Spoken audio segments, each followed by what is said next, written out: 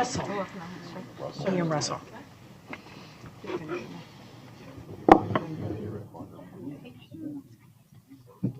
If it's 6 o'clock, I'm ready. All right, she's ready.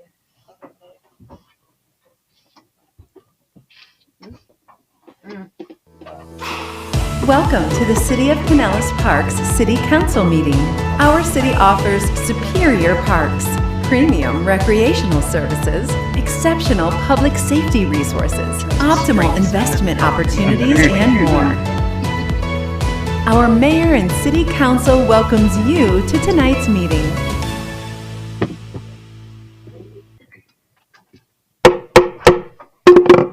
Good evening. It is March 27th, 2025. Time is now 6 p.m. Calling to order our city council meeting. We will have an invocation and pledge of allegiance. Please rise if you wish.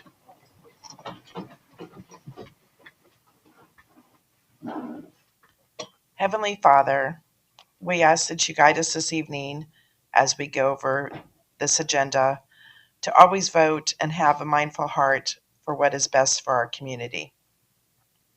We ask that you do watch over our citizens and our business community who provides for families in our area. We ask that you watch over our wonderful city employees who take care of our village, make sure that they are safe and go home safely to their family and friends. Dear Lord Jesus, we do ask that you watch over our military, whether they are here or overseas, and their families that support them. And please touch the hearts and minds of our state legislators as well as our national legislators, so they might consider what is best for their citizens and not themselves. In thy name we do ask. Amen. I pledge allegiance to the flag of the United States of America and to the republic for which it stands, one nation, under God, indivisible, with liberty and justice for all.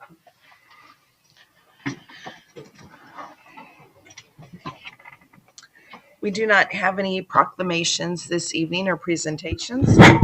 So moving on to any citizens who would like to come up and speak on any item that is not on the agenda this evening.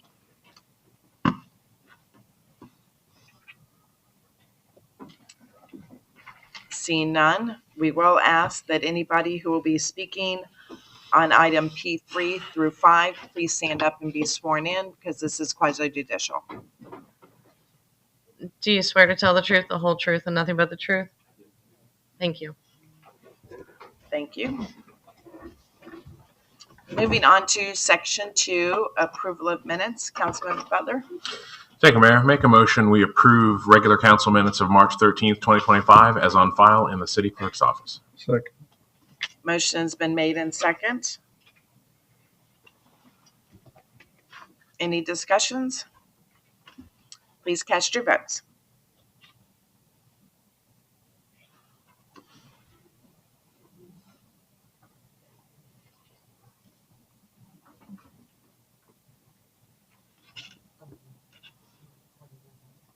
Can you do it in voice, please? Okay, all those in favor? Aye. Motion carries unanimously. Thank you. Moving on to section 3, public hearings. Item P1, ordinance number 2025-10.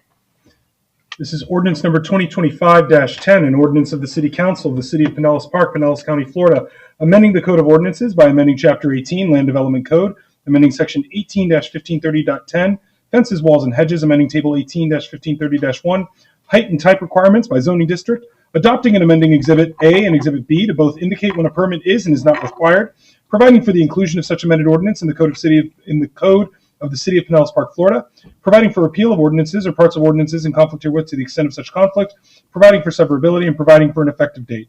This has been a reading of ordinance number 2025-10 on second and final reading, Madam Mayor. Thank you. Item P1, ordinance number 2025-10's public hearing, second and final reading. I am opening the public hearing and turning it over to Todd. Thank you, Mayor. My name is Todd Byron. I'm a planning coordinator here with the city, and I'll be presenting item P1, which is LDC 1025-00002. So the request today is to amend sections and tables of the Land Development Code to align our requirements and regulations for fences, walls, and hedges with those of the Florida Building Code. And a quick overview. So we want to amend the code to reflect that construction of fences on properties in which the use is single-family detached or duplex dwelling is the primary use. They do not need a permit. Fences over 7 feet will still require a permit for Florida Building Code. We will also require permits if it is part of a pool enclosure or if it doesn't otherwise meet the requirements listed in this section. Property owners will also still need to meet all other requirements expressed in the code, such as, in the case of easement encroachments. We will also add a requirement that fences with rear alleys, rights-of-way, or easements not being enclosed have a gate installed. That way there is access for maintenance of those areas. We will increase the allowable fence height in secondary front, side, and rear yards to 7 feet for those single-family detached and duplex dwellings. Heights above 7 feet could be administratively approved via the city manager or their designee. Variances to fence height in the front yard will still be required to go to the Board of Adjustment. And again, the Florida Building Code does not require review of fences that are less than 7 feet in height. On February 6, 2025, the Planning and Zoning Commission approved this item, and I am here if you have any questions. Thank you, Todd. Is there any questions of Todd from City Council? Seeing none. Is there anybody in the audience that has any questions on this item? Seeing none. I will close the public hearing at its second and final reading and entertain a motion by City Council. Councilwoman Reed. I make a motion that we pass ordinance number 2025-10, public hearing, second and final reading. Second the motion. Motion has been made and second. All those in favor, please cast your ballots.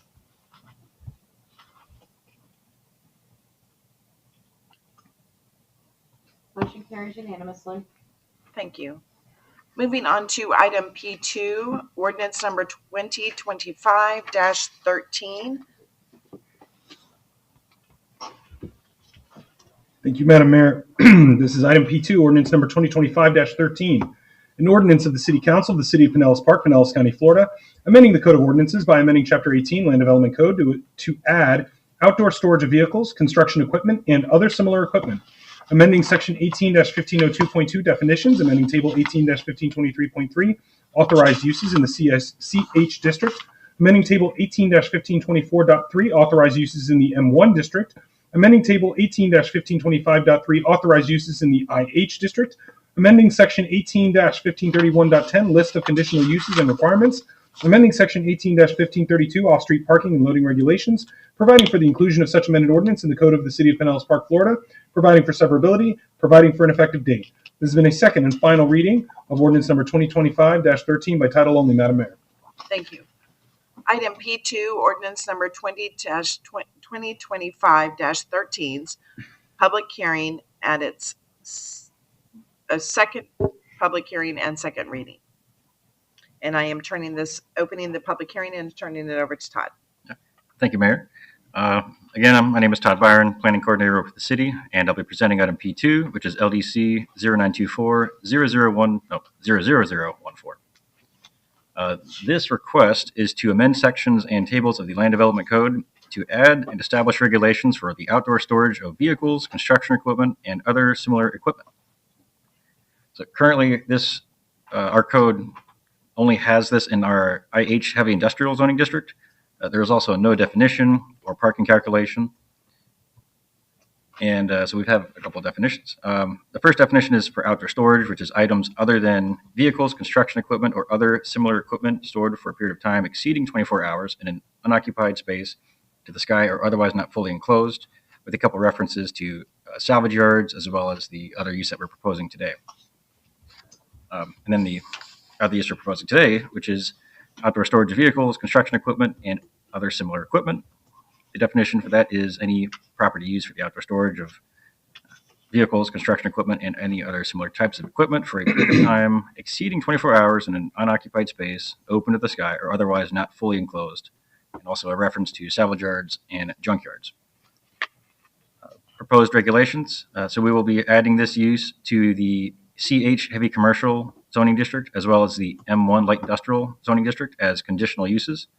With the CH district, it will only be properties that have a land use designation of industrial limited. That way we can limit it to the industrial areas. The proposed parking requirement would be 1 per 10,000 square feet of storage and 1 per 300 square feet of accessory office space if applicable. And here are the proposed conditional use requirements.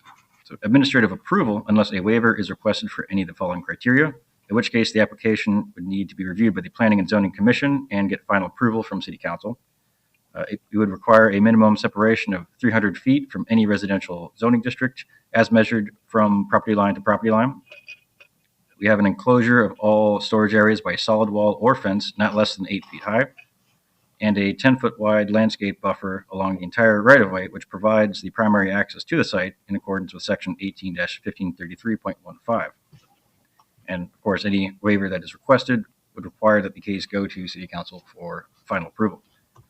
And on February 6, 2025, the Planning and Zoning Commission recommended approval of this case, and I am here if you have any questions. Thank you. Does City Council have any questions of Todd on this item?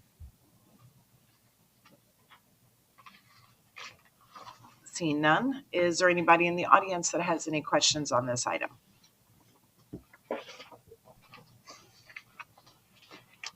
Seeing none, I will close the public hearing at its second public hearing and second reading and entertain a motion by City Council. Vice Mayor Seville. Yes, thank you, Mayor. I'd like to make a motion to approve, excuse me, I lost my place, to approve ordinance number 2025-13, second public hearing and second reading. Second. Motion has been made in second. All those in favor, cast your ballots or nay. Motion carries unanimously. Thank you. Moving on to item P3, ordinance number 2025-11. Thank you, Madam Mayor. This is ordinance number 2025-11, an ordinance of the City Council of the City of Pinellas Park, Pinellas County, Florida, annexing into the city a certain parcel of land generally located 5570 Olmerton Road and legally described and depicted in Exhibit A, which is attached here to and made a part hereof, providing for amendment of the legal description of the corporate boundaries of the city, providing for the assignment of the city zoning classification, providing for repeal or ordinances or parts of ordinances conflicting herewith to the extent of such conflict, and providing for an effective date. This is a second and final hearing of ordinance number 2025-11. Owing to the zoning designation element of this ordinance, it is being handled as a quasi-judicial matter. As this commission knows, in a quasi-judicial matter, you are no longer making the law, but applying the law in your code to the facts and evidence presented to you this evening. And the witnesses have already been sworn, Madam Mayor. Thank you. Item P3, ordinance number 2025-11's public hearing, second and final reading. I am opening the public hearing and turning it over to Lizzie. Thank you so much, Mayor. Lizzie St. Pierre, I am the senior planner for the city. I will be presenting case P3, which is annexation 2025-00001, and P4, which is LUPA-0125-00001. The request for P3 is the annexation of a parcel located at 5570 Olmerton Road, and P4 is the future land use map amendment designating a parcel as industrial limited IL and transportation utility TU at 5570 Olmerton Road.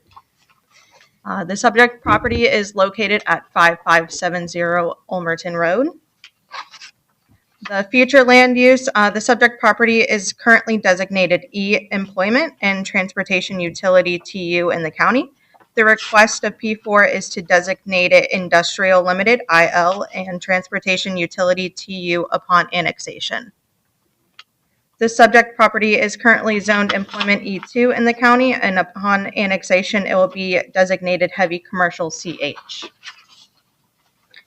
The subject parcel is located in flood zones AE9 and X shaded, which are high and moderate risk flood zones. Here is a site photo. The subject property is contiguous to the city and meets all of the annexation requirements set forth in Florida Statute 171.044.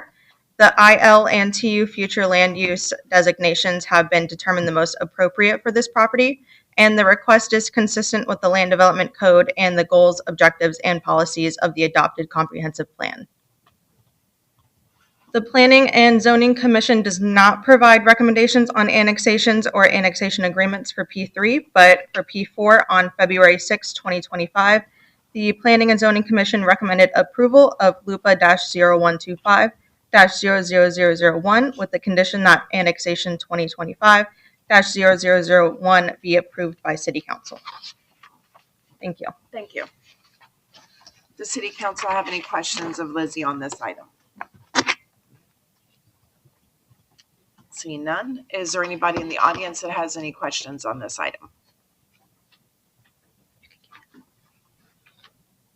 Seeing none, I will close the public hearing at its second and final reading and entertain a motion by City Council. Councilmember Butler. Thank you, Mayor. Make a motion we pass ordinance number 2025-11, public hearing, second and final reading. Motion has been made and second. All those in favor, please cast on your ballots. And if you have a nay. Motion carries unanimously. Thank you. Moving on to item P4, ordinance number 2025-12. Sorry, Madam Mayor, can we hold for a moment? Is there any issue? I think it's okay. Okay. Thank you, Madam Mayor. Thank you. We're on item P4, an ordinance of the City Council of the City of Pinellas Park, Pinellas County, Florida, amending the city's official land use plan map by providing the land use designations of Industrial Limited, IL, and Transportation Utility, TU, for certain lands generally located at 5570 Olmerton Road and more particularly described in Exhibit A, which is attached hereto and made a part hereof, certifying consistency with the city's adopted comprehensive plan, providing for appeal of ordinances or parts of ordinances in conflict herewith to the extent of such conflict, and providing for an effective date. This has been a second and final reading of ordinance number 2025-12 by title only. This is also a quasi-judicial hearing, which is a companion hearing to item P3. Thank you. Item P4, ordinance number 2025-12, public hearing, second and final reading. I am opening the public hearing and turning it over to Lizzie. Thank you so much, Mayor. I have nothing else to add, but I'd like to enter my presentation for P3 into the record for P4. Thank you. Thank you very much. Does City Council have any questions for Lizzie before I turn it over to the audience? Seeing none, is there anybody in the audience that has any questions on item P4? Is the applicant or their agent present or wish to present on the item? Thank you. Seeing none, I will close the public hearing at its second and final reading of item P4 and entertain a motion. Councilwoman Reed. I'll make a motion to pass ordinance number 2025-12, public hearing, second and final reading. Second the motion. Motion has been made and second. All those in favor by casting your ballots. Motion carries unanimously. Moving on to item P5. Thank you, Madam Mayor. Item P5, conditional use approval for a recreational establishment in the light industrial M1 zoning district. The applicant is requesting a conditional use approval for a recreational establishment at 3520 66th Avenue North in the light industrial M1 zoning district. This is also a quasi-judicial hearing, Madam Mayor. Thank you. Item P5, our conditional use, public hearing, first and final reading. I am opening the public hearing and turning it over to Michael. Thank you, Mayor. I'm Michael Carliglio, Associate Planner here with the City of Pinellas Park, presenting item P5 CU 0225-00006. The request is for a conditional use for a recreational establishment in the light industrial M1 zoning district with the waiver to the conditional use requirement regarding frontage on an arterial street. There's an aerial map of the property. It's located at 3520 66th Avenue North. Land use map The property has land use of Industrial Limited, IL. The zoning map, subject property is zoned light industrial, M1. Flood insurance rate map, the subject parcel is located in flood zone X, which is a low-risk flood zone. Here's a proposed site plan.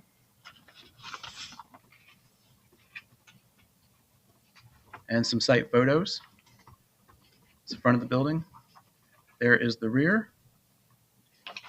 And this is some of the things that occur inside the building. This is some from their current location. Conditional use criteria, section 18-1531.10A67 for recreational establishments.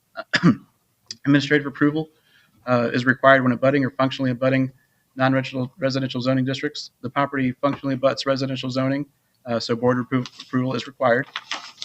Reviewed by the Planning and Zoning Commission and approved by City Council is proposed to be met. Frontage on arterial or arterial frontage street, a waiver is requested. The frontage is actually on a local street. All parking areas and ingress and egress shall be designed to minimize traffic congestion on any adjacent streets and shall be approved by the Traffic Division Director, and the condition has been met. This conditional use criteria is continued when abutting single-family residential zoning districts. All these regulations apply below. This condition is not applicable because it does not abut, it functionally abuts residential. A summary is the applicant is proposing a recreational establishment, which is a conditional use in the M1 Light Industrial Zoning District with a waiver to the conditional use requirement regarding frontage on an arterial street. The hours of operation are Monday through Thursday, 12 p.m. to 8 p.m., Friday and Saturday, 12 p.m. to 10 p.m. Sundays would be 12 p.m. to 5 p.m. Per code, the minimum parking requirements, spaces required is 7. The applicant has proposed to meet this requirement. Findings, the proposed use is consistent with the purpose and intent of the M1 Light Industrial Zoning District. The proposed use is proposed to meet a majority of the conditional use requirements and review criteria per section 18-1531.10 of the Land Development Code. The request is consistent with the goals, objectives, and policies of the adopted comprehensive plan and Land Development Code. On March 6, 2025, the Planning and Zoning Commission recommended approval of case CU-0225-00006 with the following conditions. Cross-access agreement with adjacent property, 368066 Avenue North, in order to allow legal access to the south of the property, or a parking agreement with an adjacent property must be obtained. The condition has already been met. Only 2 patrons may smash at any given time. And donations are only accepted during business hours through the front door. No items are to be left outside or dropped off during non-business hours. Thank you. That is my presentation, and I'm here, and the applicant is here as well if you have any questions. Thank you. City Council, have any questions of Michael?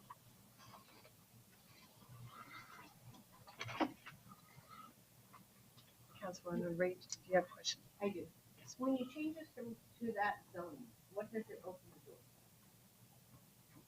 What do you? What could go in there if you make rezone it as recreation?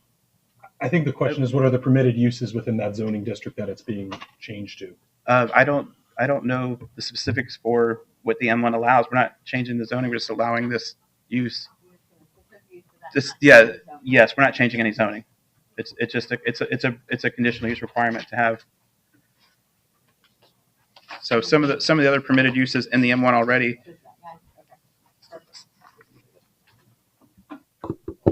Hi, Megan Montesino. So are you talking specifically about the recreation establishment use? Like what else can go under there? So like if he has it and then changes his mind, wants to do a different type of business, but under that recreational, what's going to change it? Like let's say Smashbox doesn't work and they want to do something else. So it can be really anything like a bowling alley or a skating rink, but with the location that they're going into, it's not big enough for things like that. But those types of facilities we consider recreation establishments. So it can be anything along those lines. But if you guys wanted to just be Smashbox, and then if it goes to something else that's a recreation establishment, you can make that a condition. It's just because there's houses directly across Mhm. the street. So just asking, thank you. Welcome. Vice Mayor Seville? Yes. Okay, we're not there yet. We're just asking staff at this point in time. Just one moment. So, any additional questions for staff? Mr. Tim? Yes, from the photos, it shows the person smashing, but it also says that they can have up to 20 people present at the time. Yes. Is that in the same room or how is No, that they don't- set up? Currently, at this new location, they're only going to have 2 areas for smashing at a time, and they will only have 1 patron smashing at each time in those 2 locations. Two people in each. So 20 people maximum allowed at one time in the facility. Not everybody's smashing at the same time. And how close are the other 18 people to the 2 that are smashing? I would leave that to the applicant to answer. I'm not sure.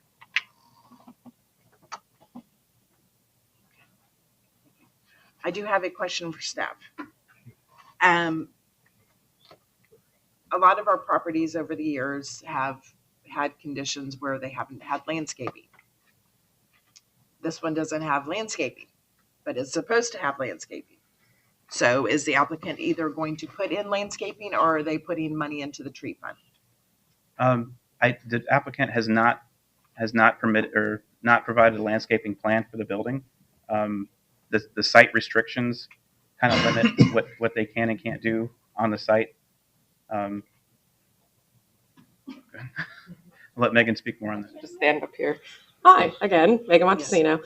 So with their changing the use and them not doing anything physical to the site, they actually don't have to bring the code or the landscape up to code.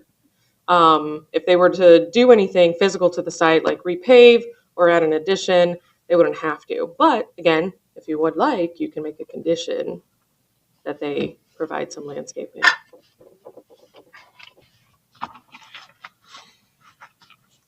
Thank you. Welcome.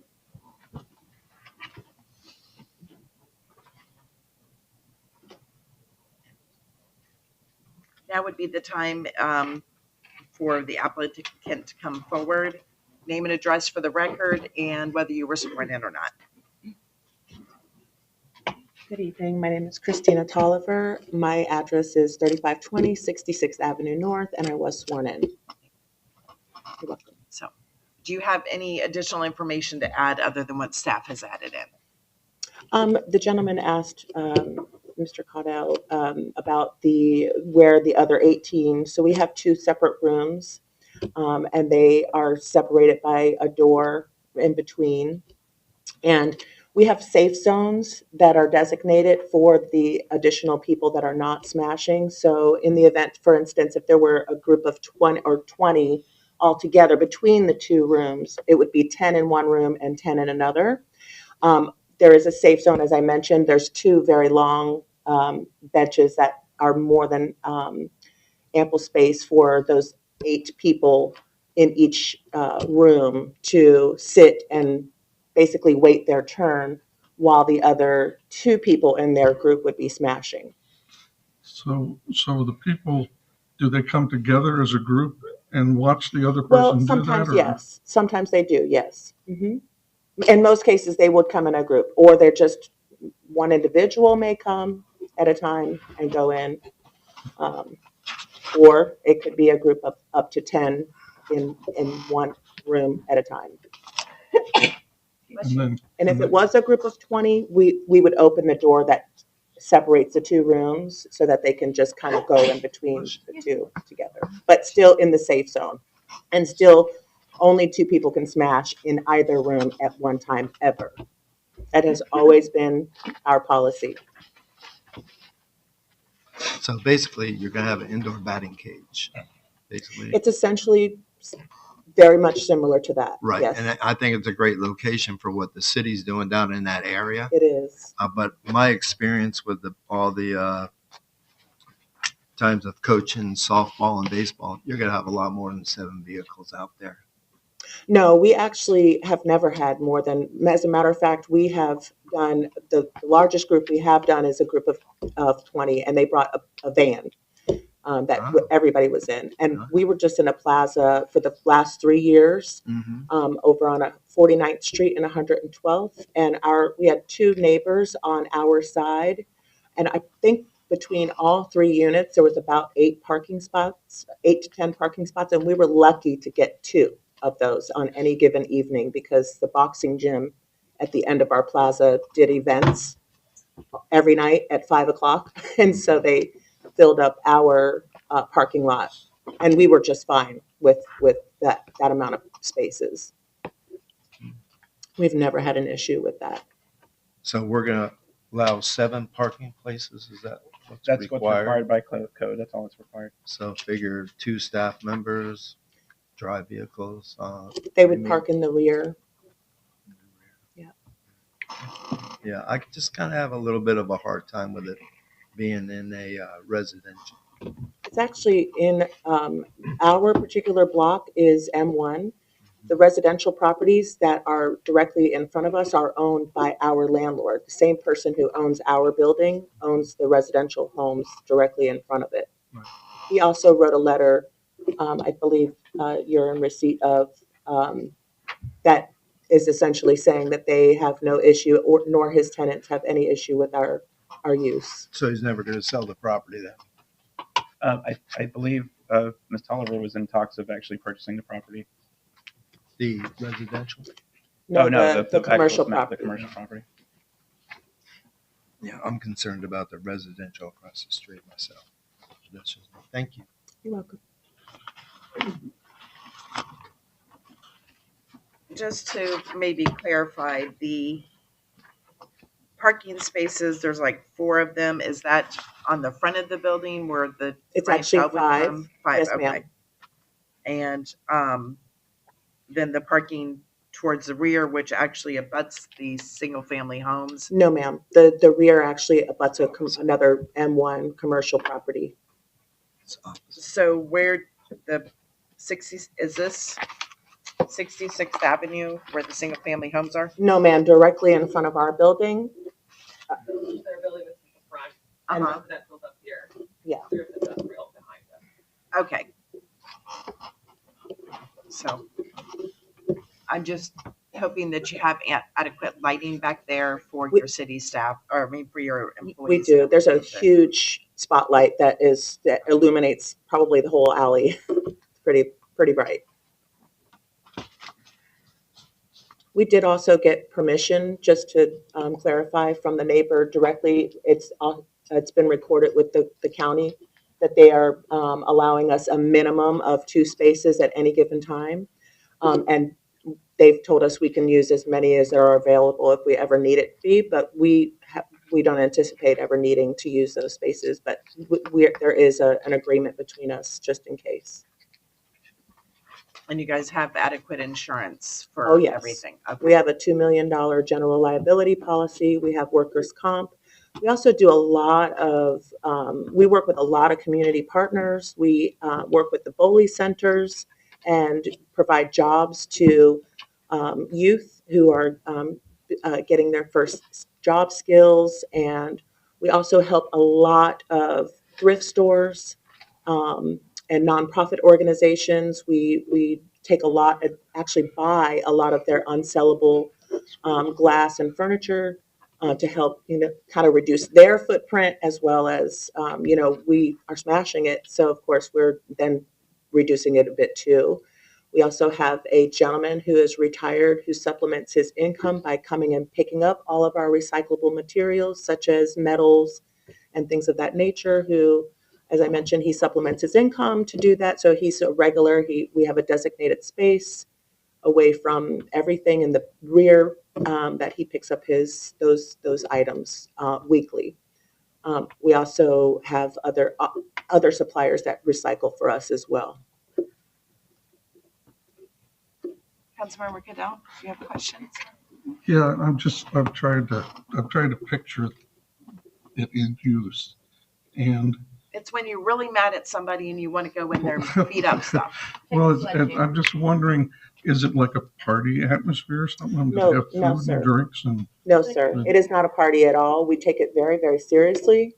We're probably one of, if not the safest rage room in the entire country, maybe even the world. We have the most extensive dress code and safety gear, and we do not allow any type of alcohol beverages or any type of party type where any alcohol or dangerous substances are allowed.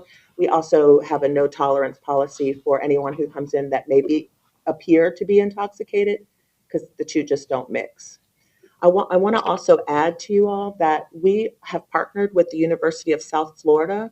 We have a specialty line of smashing that I developed that includes licensed therapists who actually go into the room with our customers and perform smash exercises, is what I have called them. And then they provide them with talk therapy at the end. And USF did a complete program evaluation on this service and has endorsed that product. We also have a proposal into the National Science Foundation currently that is under review, that we have partnered with another division of the University of South Florida to take that to another side of that to market that will actually impact immobile, rural, and service member populations. So we're really excited about the future. We have many repeat customers who actually do it. This is more along the lines of a therapy, mental health therapy, than anything.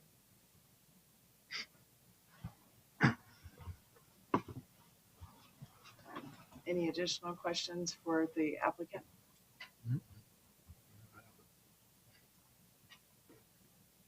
Thank you. Yes, you're welcome. Is there anybody else in the audience that has any questions on item P5?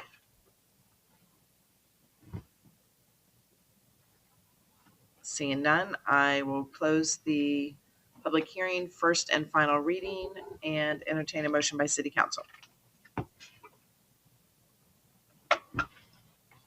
Councilmember Butler. Thanks, Mayor. I make a motion we approve CU-0225-00006. Public hearing, first and final reading, quasi-judicial. Second. Motion has been made and second. All those in favor, please cast your ballots.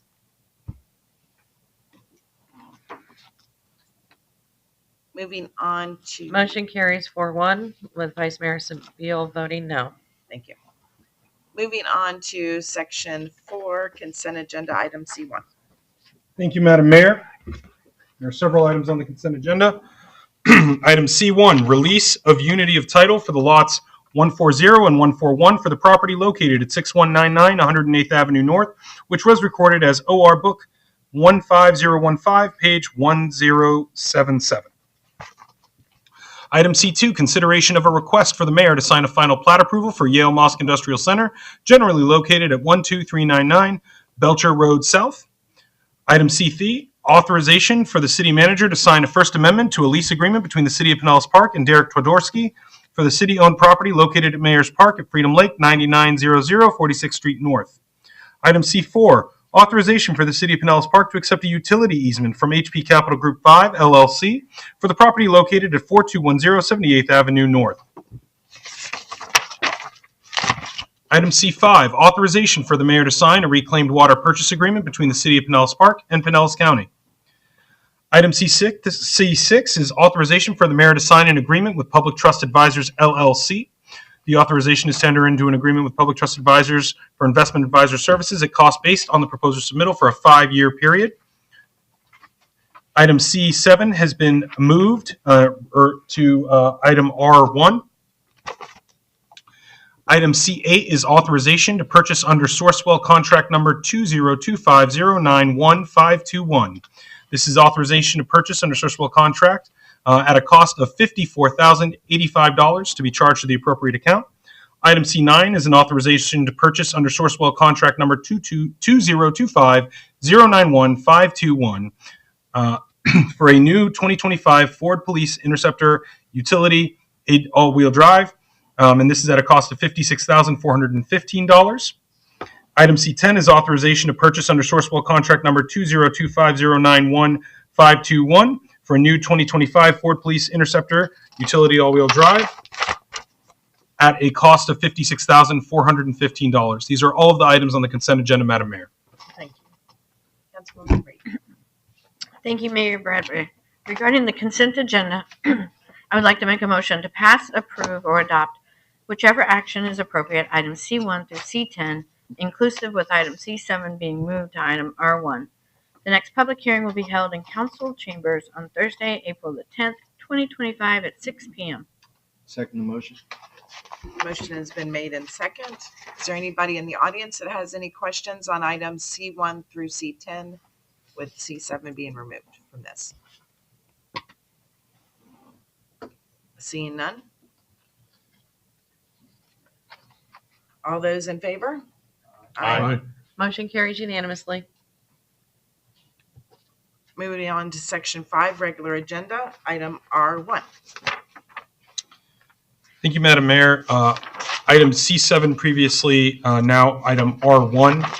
This is for the reappointment of members to the Citizens Budget Advisory Committee. This has been removed from the consent for a few reasons. First of which is one of the members identified there, member Ferris, has opted to remove themselves from being renewed in their tenure with the board. And then as to the remaining two members, as a matter of just procedurally, wanted to make sure that there were separate votes made and it not done as a block or the appearance of a block. And so for that purpose, we are on to, this has been moved to R1. We ask, it's my recommendation in order to proceed with this, that you separately motion to reappoint each of the members. And I believe there's some materials there that may facilitate that. And as this is an official act, I would also ask, Madam Mayor, that we open it for public comment before each vote. Thank you very much. All right, the reappointment, I will entertain a motion by City Council for Vice Mayor Seville. Yes, are you ready for a motion? For one, yes, sir.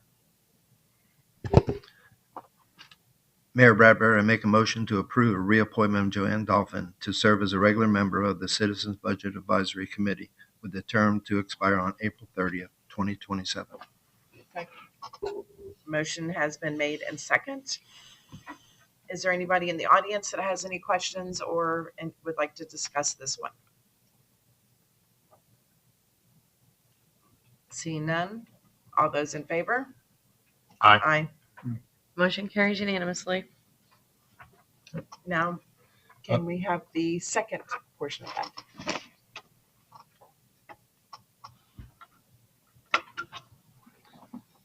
Councilmember Butler. Mayor, make a motion that we reappoint Alicia Kelly to the Citizens Budget Advisory Committee with terms to expire on April 30th, 2027. Second. Motion has been made and second. Is there anybody in the audience that has any questions on this? Seeing none. All those in favor? Aye. Motion carries unanimously. Okay, we don't need to do that one. Okay, just making sure. We do not have any additional regular items, so at this time, I will turn it over to Vice Mayor Seville for any closing comments. Thank you, Mayor. Hey, I was just wondering, can we have a chili blaze and a barbecue once a month?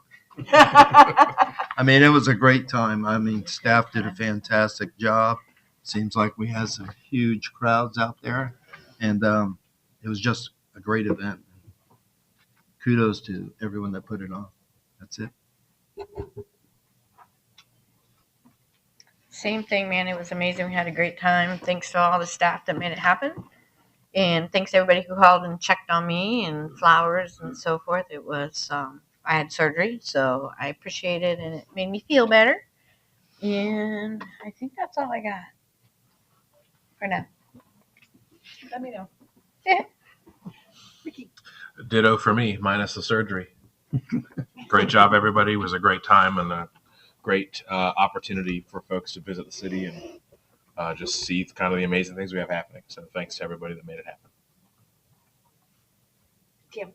I would just add that if you didn't go to Country in the Park or the Chili Blaze, you missed a really fun, exciting time, and you got next year. So plan now.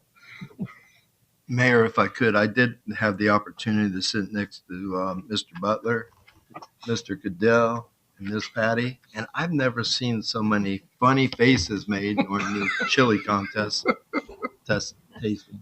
We said the event was great, not the chili.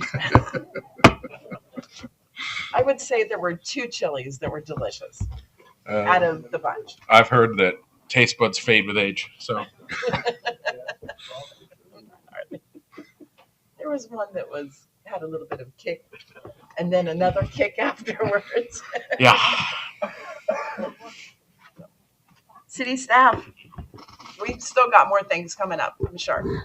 Oh yeah, the fun doesn't end with Chili Blazing Country in the Park, because this weekend coming up we have Pinellas Botanicals and Brunch Fest at England Brothers Park. That is both March 29th and 30th, beginning at 9 a.m., ending at 4. Live music, food trucks, plants, vendors. The admission is free to get in. And then Sacred Heart is having their annual Spring Fest April 2nd through the 6th. After that, the city is putting on their drive-through water safety event, and that is at the City Hall parking lot, and that is going to be April 5th between 9 a.m. and noon, or while supplies last. And then April 12th and 13th, beginning at noon, we're having the Pepper Fest at England Brothers Park, and that's just a hot and spicy food show.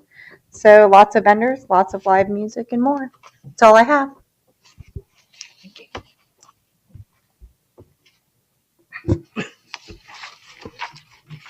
Your honorary spirit fingers. There are some new baby ducks at the Patty Johnson farm today. They are precious. They fit in the palm of your hand. Next Saturday, April 5th, is also a Pollinators and Petals Festival out at the Patty Johnson farm. And the following Saturday, April 12th, is a trade card show event at Broderick Rec Center. Thank you. Good news, April 7th, you should see some equipment delivered to the new public safety campus and some dirt moving shortly thereafter.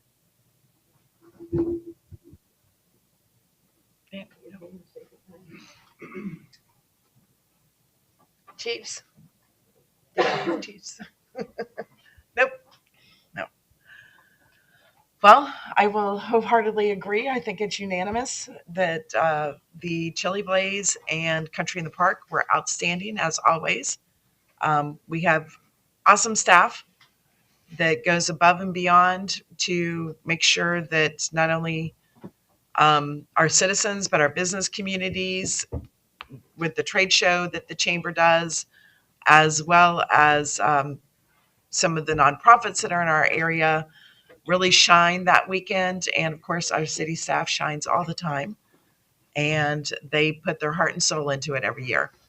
We hope that everybody has a blessed couple of weeks until we see you again. The meeting is adjourned.